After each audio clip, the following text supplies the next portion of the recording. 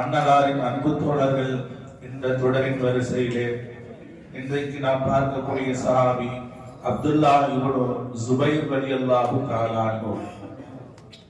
அப்துல்லாக்களிலே மிக பிரபலியமான 5 அப்துல்லாக்களில் இவர்களும் ஒரு நபர்கள். அப்துல்லா இப்னு அப்பாஸ் ரலியல்லாஹு அன்ஹு, அப்துல்லா இப்னு மஸ்ஊத் ரலியல்லாஹு அன்ஹு, அப்துல்லா இப்னு உமர் ரலியல்லாஹு அன்ஹு, அப்துல்லா இப்னு ஜுபைர் ரலியல்லாஹு அன்ஹு. இவங்க பிரபலியமான சஹாபாக்கள்ல உள்ளவங்க.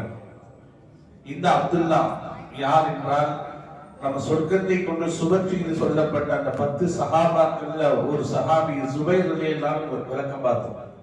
ஜுபைர் இப்னு அவ்வாம். இந்த சஹாபியுடைய மகன் தான் இப்னு அப்துல்லா, அதாவது இப்னு ஜுபைர், ஜுபைர் ரலியல்லாஹுடைய மகனார். இவங்க யாருன்றத நான் சின்ன ஒரு நினைவூட்டத்தோட உள்ள விஷயத்துக்கு போறேன். இவங்க யார் அப்படின்னா, அப்துல்லா ரலியல்லாஹு அன்ஹு யாருன்னா, சையதுனா அபூபக்கர் சித்திக் ரலியல்லாஹு அன்ஹு இருக்காங்கல்ல, அவங்களுடைய மூத்த மகள் அஸ்மா இருக்காங்கல்ல, அவங்களுடைய மகன்.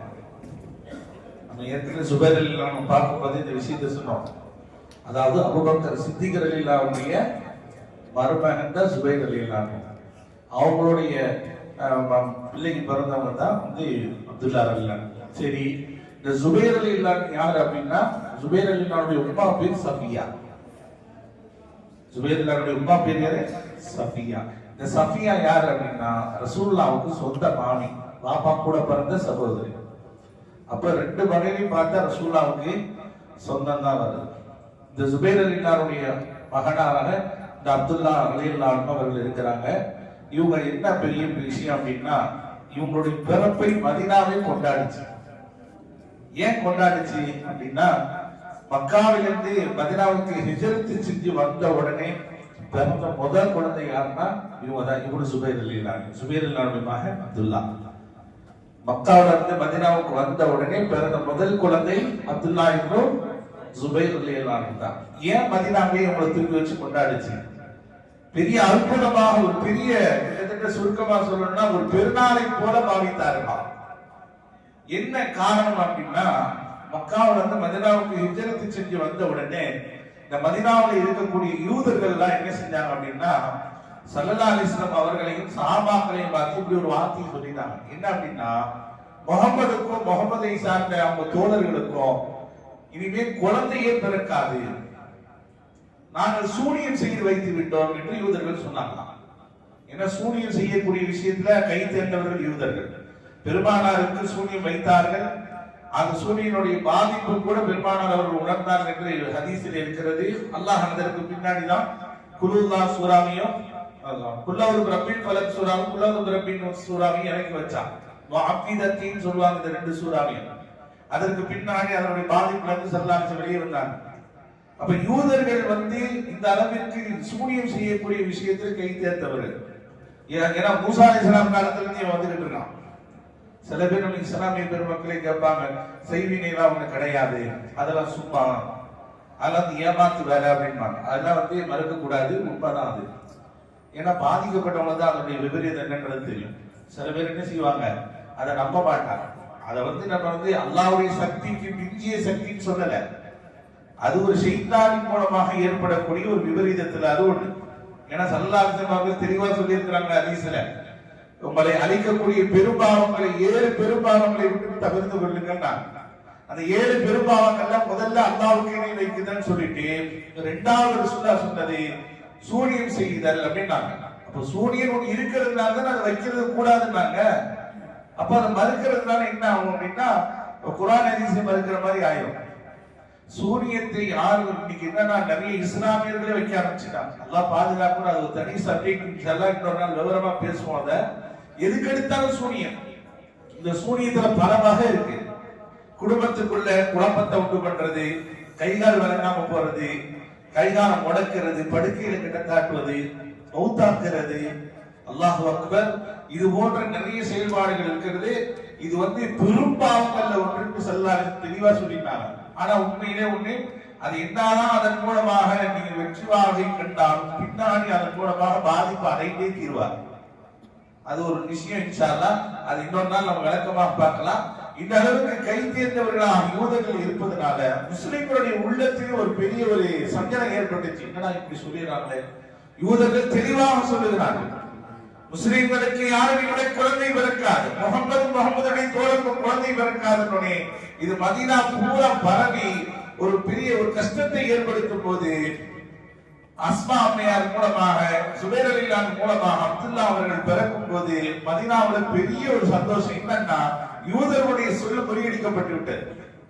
அதற்கு பின்னாடி ஹிஜ்ரி 3வது ஆண்டுல ஹசன் ரலியல்லாஹு பிறக்கிறதோ, ஹிஜ்ரி 4ல ஹுசைன் ரலியல்லாஹு பிறக்கிறதோ, தொடர்ச்சியா குழந்தை பிறக்கணும்னே ரசூலுல்லாஹுடைய வாரிசு தொடர ஆரம்பிச்சிருச்சு. அப்ப யூதர்களுடைய அந்த சொல்லை அல்லாஹ் தஆலா முறியடிக்க செய்த இந்த நிகழ்வு மிகப்பெரிய ஒரு சந்தோஷத்தை மதீனாவாசிகளுக்கு ஏற்படுத்தி ஹிஜ்ரத்தை செஞ்சு வந்த முதல் குழந்தையான்னா இந்த அப்துல்லா இப்னு சுபைர் ரலியல்லாஹு தான். இந்த அம்மா யாரு? ரசூலுல்லாஹ் அபூபக்கர் சித்திக்னுடைய மகள் அஸ்மா அம்மையார் ஹிஜ்ரத் எப்படி செஞ்சாங்க தெரியுமா? அல்லாஹு அக்பர். நிறை மாத கர்ப்பிணியாக இருக்கும் நிலையில ஹிஜ்ரத் செஞ்சாங்க. இன்னைக்கு மக்காவுல வந்து மதீனாவுக்கு வரக்கூடிய ஹாஜிமாருக்கு நல்லா தெரியும், புல்லட் ட்ரெயின், புஷ்பாத் பஸ், இதுல உட்கார்ந்து வர்றதுக்கே நம்மளால முடியல. அந்த காலத்துல எந்த இருந்துச்சு? ஒரு நவீனமும் கிடையாது இல்லையா? பஸ்ல ஏறி உட்கார்ந்து நீங்க ஹாஜிமார்கள் ஏசி வரல, ஃபேன் வரல, வேக்கடா இருக்கு அப்படின்றான். ஆனா இன்னைக்கு கால்நடையா கரடு முள்ளான பாலைவனத்துல நிறைய மாத கர்ப்பிணியாக மதீனாவுக்கு வந்து சேர்றாங்க அஸ்மா அம்மையார்.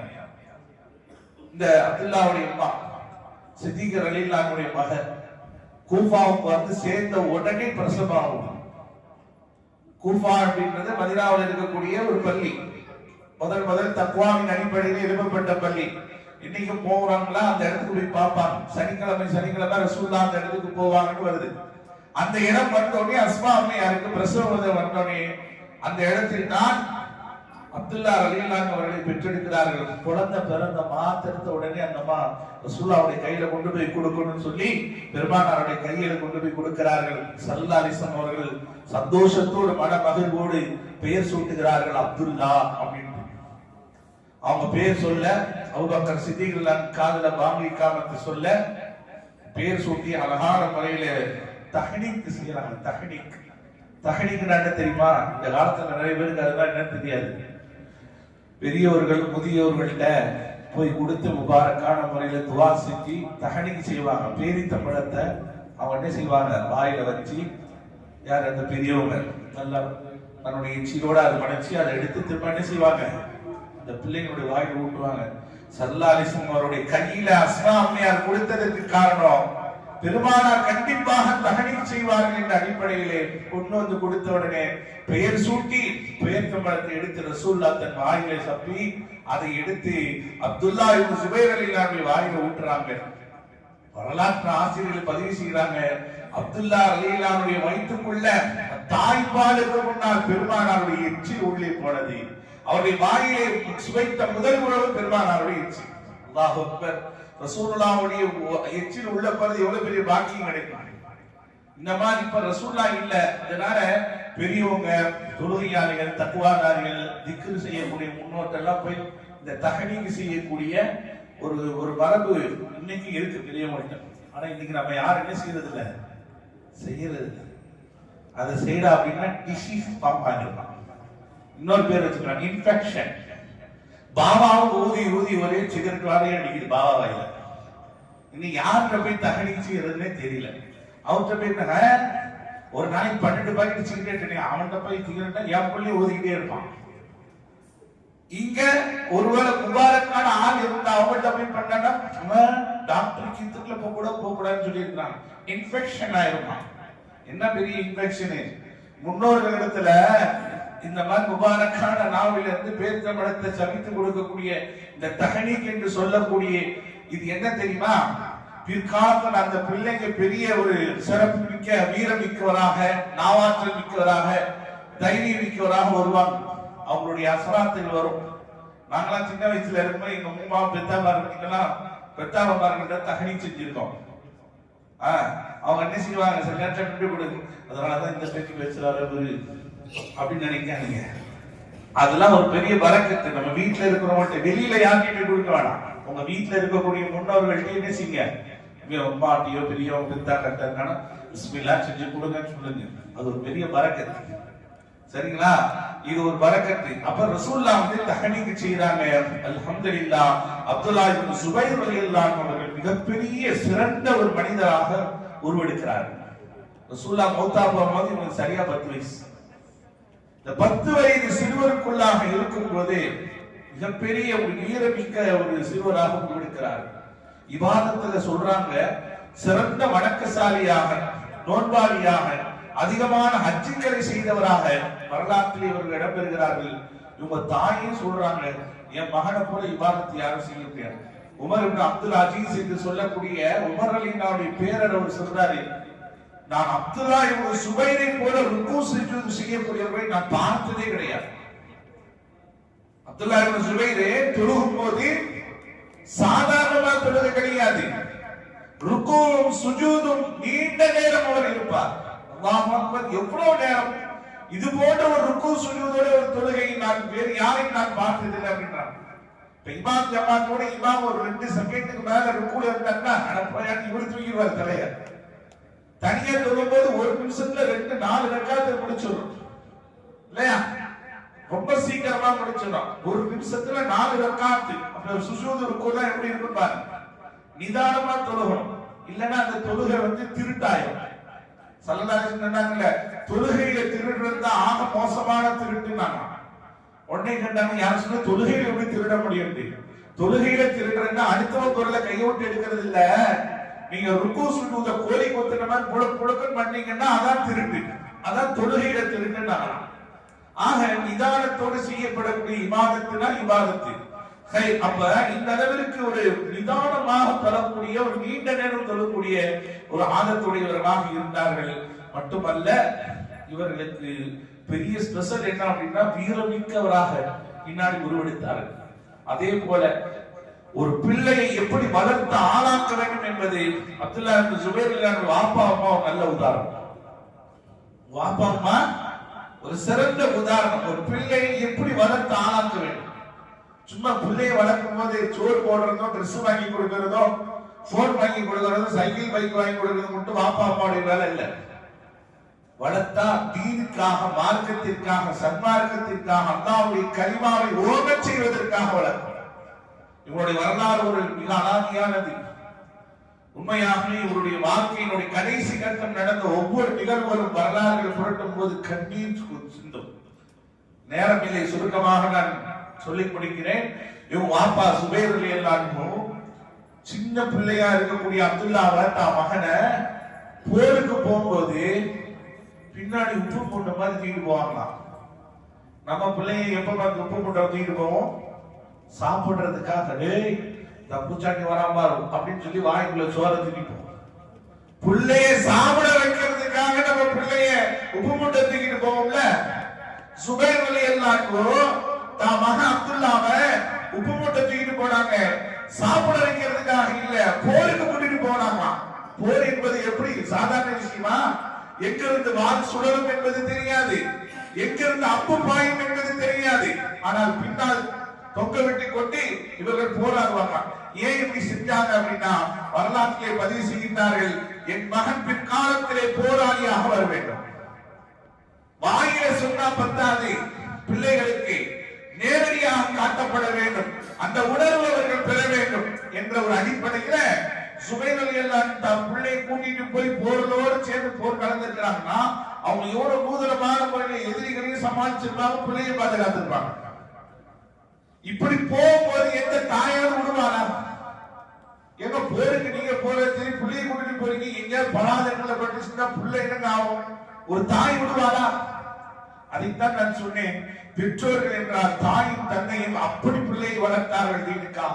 பின்னாடி இவங்களுடைய வரலாறுல இடம்பெறக்கூடிய ஒன்று என்னன்னா, ஒரு தாய் பிள்ளைகளுக்கு வீர உபதேசம் செய்து போருக்கு அனுப்பி வைத்த வரலாறு இவங்களுடைய வரலாறு.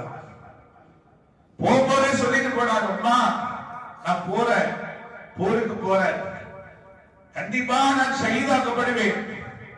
எப்படி தெரியுமா? ஹம்சா ரலியல்லாஹு அன்ஹு அவர்கள் உஹது போர்க்களத்திலே எப்படியெல்லாம் ஷஹீதாக்கப்பட்டதற்கு பின்னால் சல்லடையாக்கப்பட்டார்களோ அது போலத்தான் நானும் ஆக்கப்படுவேன் அம்மா. அப்படின்னு அந்த அம்மா பதறல, கதறல, துடிக்கல. என்னப்பா அடுத்த ஆண்ட தோலை உரிக்கணும்ன்ற மாதிரி வசனம் பேசுற, போ அல்லா இருக்கான்னு முத்தம் கொடுத்து அனுப்பி விட்டாங்க. கடைசியில் அப்படிதான் ஷஹீதாக்கப்பட்டாங்க. ஒரு நீண்ட வரலாறு. இவர்கள் ஷஹீதாக்கப்பட்டதற்கு பின்னாடி சும்மா விடல, கழுகு மரத்தில் ஏற்றி தொங்க விட்டாங்களாம். அப்துல்லா இப்னு சுபைர் ரலியல்லாஹு அன்ஹு மக்காவை 9 ஆண்டு காலம் ஆண்ட ஒரு ஆட்சியாளர், ஒரு சிறந்த ஆட்சியாளர். முஆவியா ரலியல்லாஹு அன்ஹுடைய மகனார் யஸீத் ஆண்டார் என்று வரலாறு இருக்கிறது அல்லவா? அந்த யஸீதுக்கு பின்னாடி 9 ஆண்டு காலம் மக்காவை ஆண்டவர் இவர்.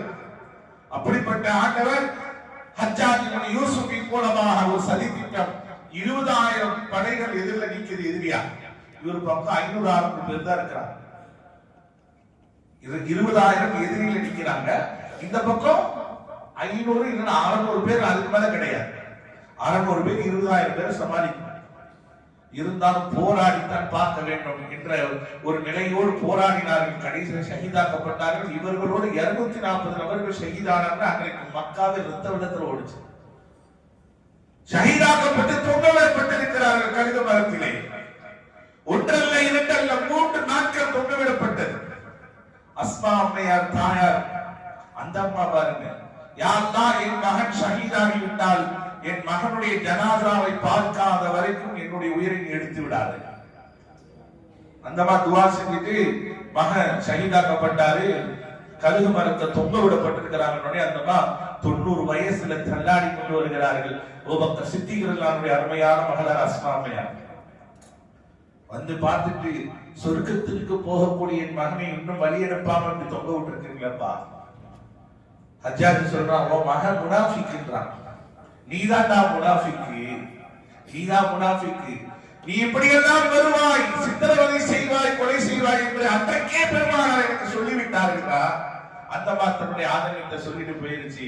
கடைசியில அந்த 3 நாட்களாக தொங்கவிடப்பட்ட அந்த ஜனாசா அதற்கு பின்னாடிதான் இறக்கப்பட்டதாம். அல்லாஹ்வுக்கு ஏற்கனவே சிதைக்கப்பட்ட உடம்பு. ஒரு கட்டத்துல இதுக்கு முன்னாடி ஜபல் என்று ஒரு யுத்தம் நடந்துச்சாம். இவங்க பெத்த தாய் அஸ்மாட்ட இருக்கிறத விட அந்த அஸ்மா அம்மையாருடைய தங்கச்சி தான் ஆயிஷா நாயகி. ஆயிஷா நாயகி தான் அதிகமா இருப்பாங்க. பெத்த பிள்ளை சில நேரத்துல உமா வாப்பாட்ட இருக்கிறத விட வளர்ப்பு சாட்சிமார்கிட்ட தான் அதிகமா விழா வந்துட்டு பிள்ளைங்க இருக்கு. அது அல்லாவுடைய ஒரு நாட்டு அவங்க உள்ளத்துல ஒரு கல்வில பாசத்தை போடுவாங்க. இவங்க அதிகமா ஆயிஷா நாயகி வீட்டிலே இருக்கிறதுனால ஆயிஷா நாயகிக்கு உம்மா அப்துல்லான்னு ஒரு பேர் வந்துருச்சு. ஆயிஷா நாயகி உம்மா அப்துல்லானா அப்துல்லாவுடைய தாய். ஒரு வகையில் சிறிய தாய் தான், ஆனால் அதிகமாக இருப்பதனால உம்மு அப்துல்லா அப்படின்னு பேர் வந்துருச்சு. இவங்க ஜபல் யுத்தத்துல ஆயிஷா நாயகிக்கு எந்த விதமான ஒரு பாதிப்பு ஏற்பட்டு விடக் கூடாது என்பதற்காக அரணாக இருந்து, கேடயமாக இருந்து, எங்க இருந்து அம்பு வந்துடக்கூடாது, ஈட்டி வந்துடக்கூடாது, வானுடைய வீச்சு வந்துடக்கூடாது, அரணாக இருந்து தடுத்ததுல மட்டும் இவங்க உடம்புல ஏற்பட்ட தழும்பு காயம் மட்டும் 40. அதோட தொங்கிட்டாங்க. அப்துல்லா இப்னு சுபைர் ரலியல்லாஹு அன்ஹு தர தர தர ரத்தம் சொட்ட சொட்ட இழுத்துட்டு கொண்டு போய் ஓரத்துல போடுறாங்க. முடிஞ்சு போச்சு. அப்துல்லா இப்னு சுபைர் மௌத்தாயிட்டாரு, கொலையும் குத்துவியமா இருக்காரு, மௌத்தாயிட்டாருன்னு முடிவு பண்ணிட்டாங்க. அதுக்கப்புறம் ஒருத்தர் சொன்னாரு, அப்துல்லா இன்னும் மூத்தாகல, காயத்தோடு உயிரோடு இருக்கிறாருன்னு செய்தி வந்து ஆயிஷா அம்மாய். அந்த மாதிரி துடி துடித்து போய் பார்க்கிறாங்க, உயிர் இருக்கு. அதற்கு பின்னாடி அவர்கள் சிகிச்சை அளிக்கப்பட்டு அதற்கு பின்னாடி அவர்கள் மீண்டும் உயிர் கொடுக்கப்பட்ட போற திரும்ப எஞ்சி வாழ்றாங்க. இப்படிலாம் இருந்தவங்க கடைசியில் ஷஹீதாக்கப்பட்டதுக்கு பின்னாடி இந்த தமிழ்நாட்டில் நடந்த விடுதலை போராட்ட வரலாறுகளை எடுத்து பார்க்கும்போது இந்த மருதநாயகன் ஒருத்தர் இருப்பாங்க. இவங்க மருதநாயகனுடைய வரலாறு என்ன தெரியுமா? 1 வாட்டி 2 வாட்டி இல்ல 3 வாட்டி பல தடவை தூக்குல போட்டு அவன் சாவல. ஏன்னா வறுமக்களை கட்டி வச்சிருந்தாங்க. அவங்க தூக்குல தொங்கும் போது சாதாரண மனிதனா இருந்தா நரம்பு அப்படி தொங்குன உடனே மூச்சு இழுத்துரும், ரூஹ் போயிடும். இவங்க தூக்குல போடும் போது ஒரு விதமான அந்த வறுமக்கலையை கட்டிட்டதுனால தம் புடிச்சு இருக்கிறதுனால இவங்களுடைய ரூஹ் சாமானியமா போல. ஆங்கிலேயர்களுக்கு பெரிய திகைப்பு, என்னடா இவங்க எத்தனை வாட்டி தூக்குல போட்டாலும் சாவ மாட்டான்னு சொல்லிட்டு கடைசியில் என்ன பண்ணா, தலையை தனியா விட்டு, காலை தனியா விட்டு, கையை தனியா விட்டு வெவ்வேறு ஊர்களுக்கு பார்சல் பண்ணி அனுப்பியாங்க. இந்த வரலாறுலாம் உங்களுக்கு தெரியும். அது போல அப்துல்லா இப்னு சுபைர் ரலியல்லாஹு அன்ஹு அவர்களுடைய வீர அந்த இதை பார்த்துட்டு கழுகு மரத்தை தொங்க விட்டு 3 நாள் தொங்க விட்டான். அதுக்கப்புறம் இவர் எப்படி வருவாருன்னு அந்த 3 நாளைக்கு பின்னாடி தான் கழுகு மரத்திலிருந்து இறக்கப்பட்டார்கள். இந்த செய்தி அஸ்மா மேல போய் சொல்றாங்க, உன் மகனை கழுகு மரத்திலிருந்து இறக்கப்பட்டோடனே அந்த மாதிரி சொல்லிச்சு, ஒரு செய்தியை கொண்டு வந்து சொல்லியிருக்கிறார், நீயே என் மகனுக்கு கஃன் செய்து தஃன் செய்து ஜனாசாவை அடங்கி இருப்பான்னு சொல்லி அனுப்புறாங்க. ஒரு தாய் தம் பிள்ளைய ஷஹீதாகப்பட்ட நிலைமையில இல்ல, தொங்க விடப்பட்ட அந்த ஜனாசாவை கூட இறக்கிறதுக்கு ஆள் இல்லாம கொடூரமான வன்கொடுமை ஒரு காட்சியை பார்த்துட்டு ஜனாசாவை இறக்கி போடுறதுக்கு கூட ஆள் இல்லாத ஒரு நிலைமையில 90 வயது மூதாட்டியாக நான் தடுக்க வந்தாங்க. ஜனாசாவை என்ன செய்ய, இவங்க மட்டும் முடியாத காலத்தான் திரும்ப போக முடியாது சொல்லி ராயிப் ஜனாசா தொழுகிறாங்க. அந்த அடக்கம் பண்ண போனார்ல, அவரு நிவாயித்து செய்யறாரு, அப்துல்லா இப்னு ஜுபைர் ரலியல்லாஹு ஜனாசாவை குளிப்பாட்டலான்னு சொல்லி நான் கையை இப்படி தேப்பேன், கையை கரண்டி என் கையோட வந்துடும். அவங்க காதை இப்படி குளிப்பாட்டலாம், தண்ணி ஊற்றி சுத்தலாம் மாட்டேன், இப்படி காதை தேப்பேன், காது கரண்டி என் கையோட வந்துடும். அவங்களுடைய ஒவ்வொரு உறுப்புகளை தொட்டால் கையோடு பிடிங்கி கொண்டு வரும். அந்த அளவிற்கு சந்தனையாக செதுக்கப்பட்டவர்களாக அவர்கள் ஆகி போயிருந்தார்கள். கடைசியில் ஒரு மூட்டையாக போட்டுத்தான் அவர்களை நாங்கள் ஜனாதாக அடக்கம் செய்யப்பட்டோம் என்று அவர் ரிவாயத்து செய்தார்னா, அல்லாஹ் மரணத்திற்கு பின்னாலும் கூட அவர்கள் எப்படி கொடூரமாக சித்தரிக்கப்பட்டிருக்கார். வாழ்ற காலத்துல அவ்வளவு தைரியமானவரா வாழ்ந்தாங்க. எறும்பும் போர் என்ற ஒரு யுத்தம், அந்த யுத்தத்துல இவங்களுக்கு சரியா 14 வயசு ஒரு ஆண் பிள்ளை எப்படி இருப்பான். ஆனால் இவர்கள் வாளை பிடித்துக் கொண்டு சுழற்றி அந்த சுழட்டல் ஏகப்பட்ட எதிரிகளை வெட்டி வீழ்த்தினார்கள் என்று வரலாறு. 14 வயது ஆண் மகனாக எருமோக் யுத்தத்தில் இவர்கள் சுழற்றி அந்த வாள் பல எதிரிகளை தலைமுறை செய்தது. அந்த அளவிற்கு மாவீரன், யாரும் பயப்பட மாட்டாங்க, அவ்வளவு சீக்கிரம் யாரும் பயப்பட மாட்டாங்க. ஆனா இவங்க தோற்றத்தை பார்த்தா குழந்தை மாதிரி இருக்குமா, மீசையும் இருக்காதா, தாடியும் இருக்காது. வரலாற்றிலே பதிவு செய்யறாங்க, அப்துல்லா இப்னு ஜுபைர் ரலியல்லாஹு அவங்க மீசையும் இருக்காது, தாடியும் இருக்காது, பால் வடிந்த பிள்ளை போல இருக்கும். ஆனா யார் பார்த்தாலும் பயப்படுவாங்க. இப்படி ஒரு தோற்றத்தை அல்லாஹ் அவனுக்கு வழங்கினான். ஒரு வாட்டி சிறுவராக இருக்கும்போது பிள்ளைங்களோட சேர்ந்து ரோட்ல விளையாடுவாங்கல்ல எல்லா பிள்ளைங்களாம், அது மாதிரி எல்லாம் விளையாண்டுட்டு இருக்கிறாங்க. எல்லா பிள்ளைங்களும் விளையாண்டு இவங்களும் சேர்ந்து விளையாண்டு இருக்காங்க. உமர் ரலியல்லாஹு அங்க இருந்து வந்திருக்காங்க. வந்தோடனே உமர் வர்றான்னு சொல்லி எல்லாம் திரும்பி ஓடிட்டாங்க, எல்லாம் ஓடிட்டாங்க. ஏன்னா உமர் ரலியல்லாஹு கொஞ்சம் கண்டிப்பா இருப்பாங்க, குரலு பாணி எல்லாமே கொஞ்சம் கண்டிப்பா இருக்கிறதுனால பெண்கள்ல இருந்து குழந்தைகள்ல இருந்து எல்லாருமே உமர் ரலியல்லாஹு வந்துட்டாங்கன்னா கொஞ்சம் சுதாரிச்சு ஓடிடுவாங்க. எல்லாரும் போயாச்சு, அப்துல்லா இப்னு ஜுபைர் ரலியல்லாஹு மட்டும் நிக்கிறாங்க. உமர் ரலியல்லாஹு வராங்க கிட்ட, என்ன அப்துல்லா இப்னு ஜுபைர், எல்லாரும் ஓடிட்டாங்க, நீ மட்டும் தைரியமா இருக்கிறே. ஒரு ஆச்சரியத்தோட ஒரு குழந்தைகிட்ட அணுகிற மாதிரி உமர் ரலியல்லாஹு கேட்கிறாங்க, என்ன நீ ஓடலையா? அப்போ அப்துல்லா இப்னு ஜுபைர் ரலியல்லாஹு சொன்னாரா, நான் ஓடுற அளவுக்கு ஒரு தப்பு செய்யலையே, நான் ஏன் பண்ணணும், நான் தப்பா செஞ்சேன்? உங்களுக்கு பயப்படக்கூடிய அளவிற்கு நான் எந்த தப்பும் செய்யவில்லை. உங்களை பார்த்தோடனே ஒதுங்கி போடுவதற்கு வழி ஒன்றும் ஒடுக்கமாகவும் இல்லை. இதோருக்கு வழி விசாலமா போங்க, அப்படி வழி இல்லைன்னா கூட ஒதுங்கி நிக்கலாம், அதுவும் கிடையாது. நான் எந்த தப்பும் செய்யல, நான் எதற்கு ஓட வேண்டும்? அவர்கள் ஓடினார்கள் என்றால் அவருடைய பாணி, நான் ஏன் ஓட வேண்டும்? சிதனா உமர் ரலியல்லாஹு முன்னாடி ஒரு தைரியமாக ஒருத்தர் பேசுறா அப்படின்னா சாதாரண விஷயம் கிடையாது. ஏனென்றால் அரபகத்து மண்ணிலே உமர் ரலியல்லாஹு என்ற ஒரு தனி மரியாதை இருந்தது. எல்லாரும் ஹிஜ்ரத்துக்கு போகும்போது ஒவ்வொரு பாணியை கையாண்டார்கள். ஆனால் உமர் ரலியல்லாஹு மட்டும் காபாக்கு வந்தாங்க, நான் மக்காவிலிருந்து மதீனாவுக்கு ஹிஜ்ரத்துக்கு போறேன், எவனாவது என் பின்னாடி வந்து எனக்கு தோர்த்தினீங்க டிஸ்டர்ப் பண்ணீங்கன்னா கொண்டாட்டி விதவையாகவும் தைரியம் இருந்தா வா முன்னாடி. அரபகத்து மண்ணிலே மக்காவிலே மக்களுக்கு முன்னால் சவால் விட்டு மக்காவை விட்டு வெளியேறினவர்கள் சையதுனா உமர் இப்னு கத்தாப் ரலியல்லாஹு. உன் பொண்டாட்டி தாலி இறக்கணும்னா என் முன்னாடி வாங்க, எவ்வளவு பெரிய வார்த்தை அது. ஒருத்தரும் நெருங்கல உமர் ரலியல்லாஹு. அப்படிப்பட்ட உமரை பார்த்து அப்துல்லா இப்னு ஜுபைர் ரலியல்லாஹு உமரை பார்த்து நான் ஏன் பயப்பட வேண்டும்? எனக்கு என்ன தேவை இருக்கிறது? வழி இல்லை என்றால் இதோ வழி இருக்குது, அங்க போங்க என்று சொன்னார்கள் என்றால் சிறு வயதிலே அவ்வளவு துணிச்சலாக அவர்கள் உருவெடுத்தவர்கள் அப்துல்லா இப்னு ஜுபைர் ரலியல்லாஹு. அந்த அளவிற்கு அவங்க அப்பா அம்மா வளர்த்து ஆளாக்கினார்கள் என்பது வரலாறு. இவர்களுடைய வாழ்க்கை மிக அழகியானது. நான் சொன்னதெல்லாம் ஒரு சில செய்திகள் மாத்திரம்தான். அல்லாஹ் இவர்களுக்கு 14 ஆண் பிள்ளைகளை கொடுத்தான். 14 ஆம்பளை பிள்ளைங்க, 5 பெண் பிள்ளைகள், 19 பிள்ளைகளை பெற்றெடுத்து சமுதாயத்தில் ஒரு சிறந்த மனிதராக, பெருமானாருடைய நெருக்கத்தை பெற்றவராகவும், குடும்பத்தை சார்ந்தவராகவும், பெருமானாருடைய உமிழ்ந்த ஒரு பெருமகனாராகவும் இவர்கள் திகழ்கிறார்கள் என்று மட்டுமல்ல, ஒரு இடத்துல ரசூல் அனுப்பினாங்க, ரத்தம் குத்தி எடுத்து அப்துல்லா இப்னு சுபைர்ட்ட போய் இது யாருக்கும் தெரியாம புதைச்சிடுவாப்பான்னு. அவங்க என்ன செஞ்சாங்க, நேரா போய் சரின்னு சொல்லிட்டு போயிட்டு வந்து, என்னப்பா புதைச்சிட்டியான்னு கேட்டோடனே, இல்லை நான் குடிச்சிட்டேன்.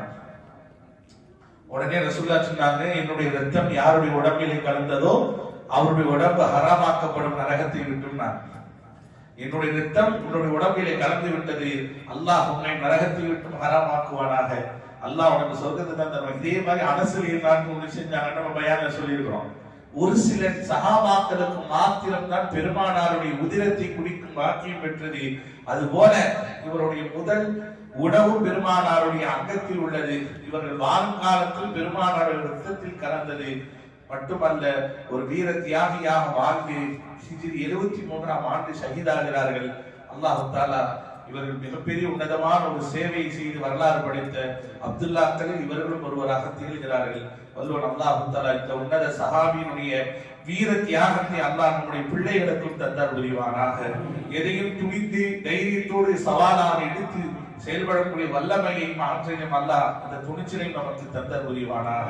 சுப்ஹானல்லாஹி வ பிஹம்திஹி சுப்ஹானக்கல்லாஹும்ம வ பிஹம்திக ونشهد أن لا إله إلا أنت ونستغفرك ونتوب إليك.